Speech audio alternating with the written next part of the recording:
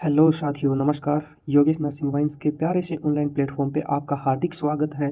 आज हम बात करेंगे पैथोलॉजी में और टॉपिक रहेगा स्टेजेस ऑफ वुंड हीलिंग, यानी कि वुंड हीलिंग की कितनी स्टेजेस रहने वाली है, उन सब के बारे में हम बारी बारी डिस्कस करेंगे। जो कि ये टॉपिक रहने वाला है बीएससी नर्सिंग थर्ड और फोर्थ सेमेस्टर में। देखते हैं आज की क्लास में कि वुंड हीलिंग की कितनी स्टेजेस है। यहाँ पर टॉपिक रहेगा stages of wound healing. 4 stages of wound healing. Wound healing की 4 स्टेजेस रहने वाली है साथियों। फर्स्ट है हीमोस्टेसिस, जिसका मतलब है कि यहाँ पर क्या होता है, कोएगुलेशन, यानी कि यहाँ पर हीमोस्टेसिस में ब्लड जो फ्लो कर रहा है, यानी कि जो ब्लीडिंग हो रही है वो यहाँ पर क्या हो जाती है, इसके अंदर स्टॉप हो जाती है। सेकंड स्टेज जो रहने वाली है inflammation, destroy bacteria and remove debris, यानी कि अब इस सेकंड स्टेज में क्या होता है कि हमारी बॉडी इम्यून सिस्टम क्या होता है, एक्टिवेट हो जाता है, जिसके कारण बैक्टीरिया डेस्ट्रॉय हो जाता है और जितने भी डेब्रिस टिश्यू है, जितने भी डेड टिश्यूज है, वो सब यहाँ पर रिमूव हो जाता है। थर्ड स्टेज प्रोलिफेरेशन, इस स्टेज के अंदर रहने वाला है फिल्स एंड कवर्स द वुंड, यानी कि अब यहाँ पर इस स्टेज में क्या होता है कि जो वुंड है वो फिलअप होता है और उसके बाद प्रोग्रेसिवली धीरे धीरे वो जो वुंड है वो कवर अप हो जाता है। Next fourth stage, that is maturation. Tissue gain strength and flexibility. जो टिश्यू होते हैं इस फेज के अंदर, जो टिश्यू है वो अपनी स्ट्रेंथ और फ्लेक्सिबिलिटी को हासिल कर लेते हैं। Wound healing can progress backward और forward depending on internal and external patient condition. यहाँ पर पेशेंट की कंडीशन के आधार पे, पेशेंट की कंडीशन को देखते हुए, पेशेंट की कंडीशन पे डिपेंड होता है कि पेशेंट को इंटरनली वुंड है या एक्सटर्नली वुंड है। उसके आधार पे वुंड हील होता है आगे की तरफ और पीछे की तरफ। That is the maturation. अब हम इसको वन बाय वन फिर से डीप स्टडी करेंगे इन वुंड हीलिंग की स्टेजेस के बारे में। अब यहाँ पर आप देख पा रहे होंगे कि यहाँ पर क्या एक हैंड है अपना, और हैंड पर एक माइनर इंजरी है, यानी कि यहाँ पर ओपन वुंड है। और यहाँ पर आप देख पा रहे होंगे कि वुंड हीलिंग की 4 स्टेजेस है। पहली स्टेज है हीमोस्टेसिस, सेकंड स्टेज है इन्फ्लामेशन, थर्ड स्टेज है प्रोलिफेरेशन, फोर्थ स्टेज है दैट इज मैच्योरेशन। तो पहली स्टेज में क्या हुआ कि यहाँ पर स्किन कट चुकी है, डीप पेनिट्रेशन हुआ है, जिसमें ब्लड वेसल्स तक क्या हुई है, इंजरी हुई है, टिश्यूज तो इन्वॉल्व है, ब्लड सप्लाई भी इन्वॉल्व है यहाँ पर। तो यहाँ पर क्या होता है, ब्लड वेसल्स से प्लेटलेट निकलती है और उस इंजर साइड पे वुंड पे क्या क्या होती है, एडहेर हो जाती है, जिसके कारण क्या होता है, कोगुलेशन होता है और ब्लड सप्लाई रुक जाती है। नेक्स्ट सेकंड स्टेज इन्फ्लामेशन, तो हमारा इम्यून सिस्टम एक्टिवेट होता है, उसके कारण हमारे जो भी डेब्रिस टिश्यूज़ है और जो भी बैक्टीरिया है वो सब डिस्ट्रॉय हो जाता है through the defence and clean up, repairing and damage. Third stage जो है वो क्या है, प्रोलिफेरेशन, जिसके अंदर क्या होता है, नए नए टिश्यूज़ की ग्रोथ एंड रिपेयरिंग होती है, ग्रोथ एंड प्रोलिफेरेशन होता है। Fourth stage that is maturation, इसके अंदर जो टिश्यूज़ है उनकी रिपेयर होती है, जिसके कारण वो स्ट्रेंथ उनको एक्वायर हो जाती है और फ्लेक्सिबिलिटी भी उनको गेन हो जाती है। आइए अब हम देखते हैं इनको और थोड़ा सा deep. First stage that is haemostasis.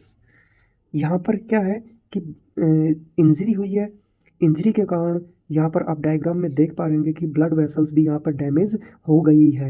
यहाँ पर ये क्या है, ब्लड वेसल्स है। ओके साथियों, अब यहाँ पर क्या हुआ, ब्लड वेसल्स में क्या हो गई, इंजरी हो गई।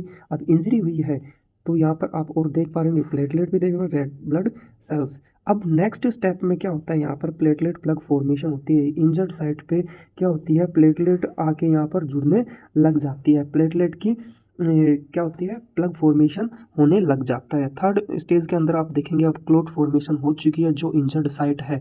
ओके, फिब्रिन बैंड बन चुका है, ब्लड क्लोट हो चुका है। अब यहाँ से जो ब्लड है वो यहाँ से आउट नहीं हो पाएगा। तो कुल मिला के इस स्टेज के अंदर क्या होता है, ब्लीडिंग को स्टॉप करना होता है, तो यहाँ पर ब्लीडिंग स्टॉप हो जाती है। A brief period of vasoconstriction as an attempt to stop the bleeding। इस फेज के अंदर जब इंजरी हुई है उस पीरियड से लेके ओके ब्लीडिंग रुकने तक, तो मेन रोल ये होता है कि ब्लड वेसल्स के अंदर क्या होता है, कॉन्स्ट्रिक्शन होता है, यानी कि वैजो कॉन्स्ट्रिक्शन होता है, और वैजो कॉन्स्ट्रिक्शन होगा उसी के साथ ही ब्लीडिंग क्या हो जाती है, यहाँ पर स्टॉप हो जाती है। Begins at the onset of injury and its objective is to stop bleeding. ये जो फेज है शुरू होती है इंजरी के दौरान, ओके। इंजरी के बाद ये फेज स्टार्ट हो जाती है, और इस फेज का जो ऑब्जेक्टिव रहने वाला है वो ऑब्जेक्टिव क्या होता है, ब्लीडिंग को रोकना। Next point, blood vessels constrict to restrict the blood flow. अब यहाँ पर क्या होता है, ब्लड वेसल्स के अंदर कॉन्स्ट्रिक्शन होता है, यानी कि ब्लड वेसल्स कॉन्स्ट्रिक्ट हो जाती है, और जैसे ब्लड वेसल्स कॉन्स्ट्रिक्ट होगा ब्लड फ्लो भी क्या हो जाएगा, रेस्ट्रिक्ट हो जाएगा। अगर ब्लड वेसल्स यहाँ पर क्या हो जाए, डायलेट हो जाए, ओके, तो डायलेट हो जाएगी तो ब्लड फ्लो ज़्यादा होगा, और ब्लड फ्लो ज़्यादा होगा तो ब्लीडिंग नहीं रुक पाएगी। तो यहाँ पर क्या होता है, ब्लड वेसल्स का कॉन्स्ट्रिक्शन होता है, जिसके कारण ब्लड फ्लो का क्या हो जाता है, रेस्ट्रिक्शन हो जाता है। नेक्स्ट पॉइंट है यहाँ पर, platelet stick together and adhere to subendothelial surface of epithelial wall of blood vessels in order to seal the break। जहाँ पर कट लगा हुआ है, जहाँ पर इंजरी हुई है, ओके, वो उस साइड पे, दूसरी बात मैं कहूँ तो ब्लड वेसल्स एंडोथेलियल टिश्यूज़ की बनी हुई होती है, ओके। इसकी सरफेस अंदर वाली सरफेस पे एंडोथेलियल सरफेस पे, एंडोथेलियल वॉल पे क्या होता है, प्लेटलेट का आपस में स्टिक होना, आपस में जुड़ना, ओके। तो अब ये जुड़ती क्यों है, ताकि जो ब्रेक हो रहा है वो क्या हो जाए, सील हो जाए, तो वहाँ से ब्लीडिंग क्या हो जाए, स्टॉप हो जाए। After this first fibrin band after this first fibrin strand begins to adhere in about 60 second. इसके बाद क्या होता है कि फिब्रिन बैंड या फिब्रिन स्टैंड बनने स्टार्ट हो जाते हैं, ओके। और ये कब तक बन जाते हैं, जब इंजरी हुई है उसके 60 सेकंड में ये फिब्रिन स्टैंड बन जाते हैं, और फिब्रिन स्टैंड बन के, फिब्रिन बैंड बन के वो आपस में चिपक जाते हैं, जुड़ जाते हैं, ओके। एज दिस या as the fibrin mass begin, उसके बाद क्या होता है, फिब्रिन लेयर बन जाती है, बनना शुरू हो जाती है। Blood is transferred from liquid to gel through coagulation. अब ब्लड जो है, ओके, ब्लड जो है वो ट्रांसफर होता है, जो फिब्रिन मैस जो बना हुआ है, यानी कि जो भी इंजरी हुई है यहाँ पर क्या होता है, एक फिब्रिन मैस बनने लग जाता है, ओके। अब ये फिब्रिन मैस जो है वो कैसा होता है, वीक होता है, तो यहाँ से ब्लड जो होता है वो क्या होता है, ट्रांसफर होने लग जाता है। टोटली ब्लड सेल्स तो आउट नहीं होती है, बट जो ब्लड की कंसिस्टेंसी होती है वो कैसी होती है, लिक्विड टू जेल, यानी कि जेल लाइक फॉर्म इधर से हल्की हल्की निकलने लग जाती है थ्रू द कोगुलेशन। सेकंड जो स्टेज है दैट इज इन्फ्लामेटरी फेज। आप यहाँ पर देख पा रहे होंगे डायग्राम के अंदर कि एक क्या है, इंजरी है यहाँ पर, ओके। क्या है यहाँ पर, इंजरी है। इंजरी में आप और भी देख पा रहे होंगे कि फाइब्रोब्लास्ट हो रहा है यहाँ पर, ओके, मैक्रोफेज हो रहा है, और ब्लड वेसल्स देखने को आपको मिल रही होंगी। तो कुल मिला के इस फेज में क्या होता है कि हमारा जो इम्यून सिस्टम है, क्या है, इम्यून सिस्टम है, वो क्या हो जाता है, यहाँ पर एक्टिवेट हो जाता है। और एक्टिवेट होता है तो जो भी इन्फ्लाम सेल है, जो भी इन्फेक्टेड बैक्टीरिया पैथोजेंस है, वो क्या हो जाते हैं, ये इसके इम्यून सिस्टम के थ्रू डिस्ट्रॉय हो जाता है, यानी कि डिफेंस स्टार्ट हो जाता है। Starts immediately after injury and last for 2 to 6 hour. ये जो फेज है इंजरी के बाद इमीडिएटली, यानी कि जस्ट इंजरी क्या होता है, ये फेज स्टार्ट हो जाती है, और कब तक रहती है, 2 से 6 घंटे तक ये फेज चलती है, inflammatory phase. Injured blood vessels leak transudate.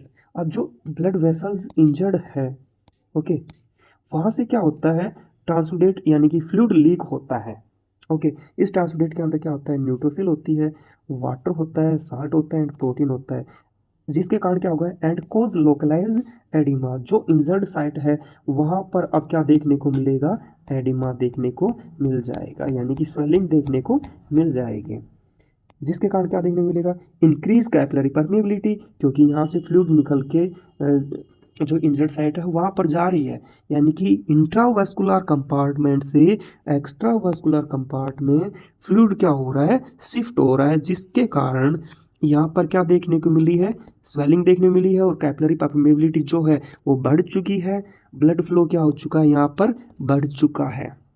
कहाँ पर, at the site of injury. Okay, assist phagocytosis, यहाँ पर फ्लूइड जा रहा है, कैपिलरी परमेबिलिटी बढ़ रही है, ब्लड फ्लो बढ़ रही है, और जिसके कारण हमें मदद मिलती है यहाँ पर फैगोसाइटोसिस में, क्योंकि यहाँ पर WBCs क्या होती है, ज़्यादा से ज़्यादा यहाँ पर रिलीज होती है। और WBC क्या करती है, हमारे इम्यून सिस्टम को स्ट्रॉन्ग बनाती है। जितने ज़्यादा मैच्योर WBC होंगे उतना ज़्यादा इम्यून सिस्टम बनेगा अपना। ड्यूरिंग दिस फेज, इस फेज के दौरान damage cell, pathogens and bacteria are remove from wound area. जो भी वुंड एरिया है, जो भी इंजर्ड साइट है, वहाँ पर क्या होते हैं, डैमेज सेल्स होती है, कुछ पैथोजेनिक माइक्रो ऑर्गेनिज्म होते हैं, बैक्टीरिया होते हैं, और इस फेज के दौरान ये सब क्या हो जाते हैं, यहाँ से रिमूव हो जाते हैं। Swelling, redness and pain in the injured या affected area are common in this phase. Inflammatory phase के अंदर जो इंजर्ड साइट है, जो भी अफेक्टेड एरिया है, वहाँ पर ये सब कॉमन देखे जाते हैं। रेडनेस, पेन, स्वेलिंग और वार्मथ जो कि कॉमन होते हैं उस इंजर्ड अफेक्टेड एरिया में। थर्ड स्टेज है दैट इज प्रोलिफेरेशन फेज। इसके अंदर क्या होता है, ग्रोथ एंड प्रोलिफेरेशन होता है टिश्यूज का। यहाँ पर आप देख पा रहे होंगे डायग्राम, एक स्किन लेयर है, ओके, ये ब्लड वेसल्स है, ये एडिपोज टिश्यूज है, और ये क्या है, इंजर्ड साइट है। इंजर्ड साइट है तो यहाँ पर क्या होता है, जो टिश्यूज़ है, नए नए टिश्यूज़ की ग्रोथ होती है, प्रोलिफेरेशन होता है, उसके अंदर बदलाव होता है, जिसके कारण वो जो साइट है वो हमें कैसी अपीयर होती है, रेड अपीयर होती है, और वहाँ पर क्या होता है, स्कार फॉर्मेशन हो जाता है। यहाँ पर क्या होता है, स्कार फॉर्मेशन हो जाता है। This stage has 3 distinct phases. इस स्टेज के अंदर, कौन सी, प्रोलिफेरेशन स्टेज के अंदर 3 विशेष फेज होती हैं यहाँ पर। ओके, पहली फेज क्या है, फिलिंग द वुंड, जो भी वुंड है उसको फिलअप करना।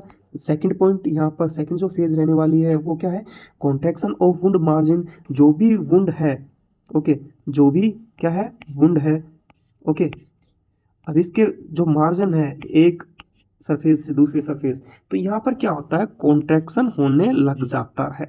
कॉन्ट्रैक्शन होना यानी कि यहाँ पर ज़्यादा से ज़्यादा टिश्यूज़ की ग्रोथ होने लग जाती है। कवरिंग द वुंड, अब जो वुंड है वो क्या होने लग जाता है, धीरे धीरे कवर होने लग जाता है, यानी कि हील होने लग जाता है। कवरिंग द वुंड, वुंड को कवर कौन करता है, एपिथेलियलाइजेशन, यानी कि नई नई एपिथेलियल टिश्यूज़ की क्या होती है, यहाँ पर ग्रोथ होने लग जाती है, जिसके कारण वुंड हील होने लग जाता है। It is a phase of rebuilding of new tissues made up of collagen and extracellular matrix। इस फेज में क्या होता है कि जो नए नए जो टिश्यू बनते हैं, नए नए टिश्यूज़ का रीबिल्डिंग होता है, और नए नए जो टिश्यू होते हैं वो कोलेजन के बने हुए होते हैं, कुछ अदर मैट्रिक्स के भी बने हुए होते हैं। तो कुल मिला के इस फेज में क्या होता है, नए नए टिश्यूज़ का रीबिल्डिंग होता है, नए नए टिश्यूज़ बनते हैं। Next point, formation of granulation tissues.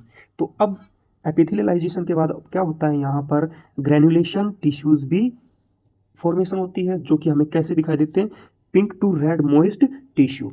Okay, granulation होता है, और ग्रैनुलेशन से पहले क्या होता है, यहाँ पर एपिथेलियलाइजेशन होता है। जैसे एपिथेलियलाइजेशन होगा वैसे ही क्या होगा, ग्रैनुलेशन होता है टिश्यूज़ का। Okay, migration of epithelial cells across wound surface, जो भी वुंड सरफेस था, ओके, जो भी वुंड सरफेस था, अब यहाँ पर क्या होता है, एपिथेलियल सेल्स का माइग्रेशन होने लग जाता है, जिसके कारण क्या होता है, वुंड हील होता है। New network of blood vessels is constructed for sufficient supply of oxygen and nutrients to granulation tissues. Granulation tissues, okay, granulation tissues को सफिशिएंट अमाउंट में ऑक्सीजन और न्यूट्रिएंट्स की सप्लाई करने के लिए भाई कुछ पाथवे की ज़रूरत होती है। पाथवे कौन होता है यहाँ पर, जो इन ऑक्सीजन न्यूट्रिएंट्स को सप्लाई करेगा। तो यहाँ पर क्या होता है, ब्लड वेसल्स की भी फॉर्मेशन होने लग जाती है, ब्लड वेसल्स का एक नेटवर्क बनने लग जाता है, जिसके कारण क्या होता है, यहाँ पर ग्रेनुलेशन टिश्यूज़ को ऑक्सीजन और न्यूट्रिएंट्स मिल जाता है सफिशिएंट अमाउंट में। Next fourth stage that is maturation phase.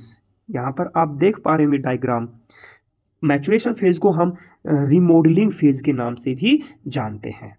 यहाँ पर रिमॉडलिंग फेज में आप देख पा रहे जो इंजर्ड साइट है, वुंड क्या हो चुका है, हील हो चुका है। अब वुंड हील हो चुका है तो यहाँ पर हमें क्या देखने को मिलता है, अपर सरफेस को जब हम देखते हैं तो वो कैसी दिखाई देती है, फ्रेशली हील एपिडर्मिस। ये फ्रेशली हील है एपिडर्मिस।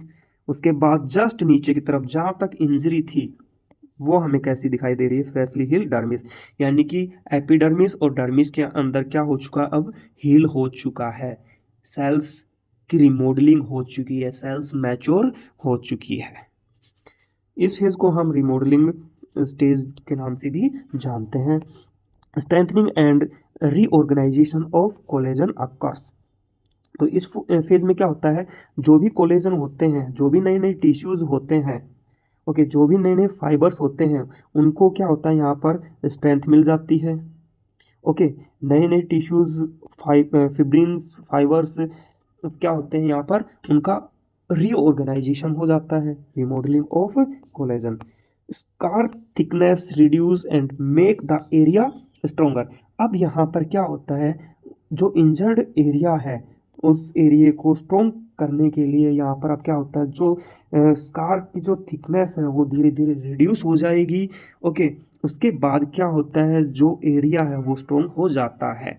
यानी कि जो इंजर्ड साइट थी, ओके, ये क्या है, इंजर्ड साइट है, तो यहाँ पर क्या होता है, स्कार टिश्यू बनने लग जाता है, यानी कि हार्ड डेड टिश्यूज की फॉर्मेशन होती है ताकि यहाँ पर कोई भी इन्फेक्शन अंदर एंटर ना कर सके। ओके, फिर उसमें क्या होता है कि जो स्कार है वो धीरे धीरे, जो स्कार की जो थिकनेस है वो धीरे धीरे क्या हो जाती है, कम हो जाती है। वो कम इसलिए होती है ताकि वो जो एरिया था वो क्या हो जाए, स्ट्रॉन्ग हो जाए। The process takes months to year. ये जो प्रोसेस है, मैचुरेशन फेज जो है, इसका ड्यूरेशन होती है, ये टाइम लेने वाली स्टेज है जो कि महीनों से लेके सालों तक चलने वाली फेज है। It takes 2 to 3 weeks to regain 50% of strength. यानी कि 50% जो ये स्टेज है स्ट्रेंथ को रिगेन करने में टाइम लेती है, 2 से 3 सप्ताह का टाइम लेती है। Only 70 to 75% of its original strength will be regained at the end of wound healing process। बाकी जो 70 to 75% जो स्ट्रेंथ को जो रिगेन करती है ये प्रोसेस, ये फेज, वो कब करती है, इस वुंड हीलिंग प्रोसेस के लास्ट स्टेज तक क्या होता है, 70 to 75% अपनी स्ट्रेंथ को एक्वायर कर लेती है, रिगेन कर लेती है। तो ये थी अपने वुंड हीलिंग की स्टेजेस। क्या थी, वुंड हीलिंग की स्टेजेस। तो वुंड हीलिंग की हमने 4 स्टेज पढ़ी। आई होप आपको ये 4 स्टेज बहुत ही अच्छे से समझ में आई होगी। तो वीडियो को ज़्यादा से ज़्यादा लाइक करें, चैनल को सब्सक्राइब करें और वीडियो को ज़्यादा से ज़्यादा क्या करें, शेयर करें। और channel that is Yogesh nursing vines. Thank you so much. मिलते हैं नेक्स्ट वीडियो में बेहतरीन क्लास के साथ।